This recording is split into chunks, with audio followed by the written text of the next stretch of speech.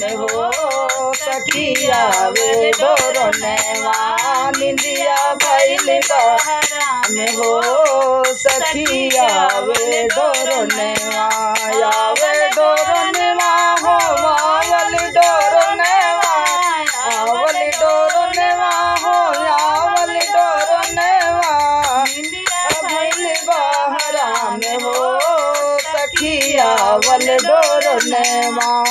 जगह जगह पर मोरी बहिनी चर्चा होत बारी बारी जगह जगह पे मोरी बहनी चर्चा होला बारी बारी 8 बजे से आसे घूमे बारी बारी सखी डोरनवा आइल बा सखी डोरनवा आइल बा रतिया होई गई भारी सखी डोरनवा आइल बा 8 बजे रतिया से घूमे घूमे बारी बारी 8 बजे रतिया से घूमे बारी बारी आइल बा सखी डोरनवा आइल बा सतिया सतिया सखी डोरनवा आइल बा हर जियारा सब कहे सतिया सखी डोरनवा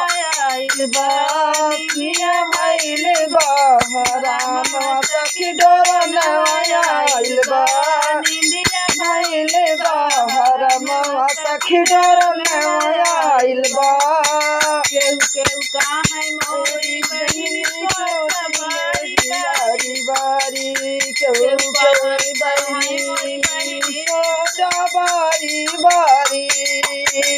सोचा बारी बारी जहाजिया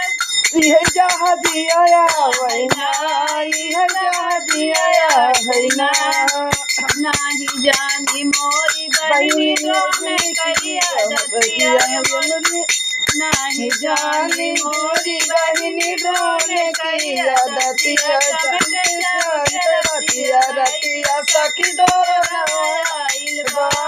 चमक रतिया रतिया सखी डोरनवा आइल बा आइल बा हरमवा सखी डोरनवा आइल बा निंदिया भइल बा हरमवा आइल बा सखी डोरनवा आइल बा सखी डोरनवा आइल बा सखी डोरनवा आइल बा अब तो नियम हो भैया कुछ समझ नहीं आवे हो अब तो नियम भैया कुछ समझ नहीं आवे हो केहू बोले भैया बात हो केहू बोले भैया सर दे आइल बा डोरनवा केहू बोले भैया सर बेकार आइल बा आइल बा निंदिया आइल बा रमवा सखी डोरनवा आइल बा निंदिया भइल बा रमवा सखी आइल बा सखी डोरनवा आइल बा सखी डोरनवा आइल बा निंदिया भइल बा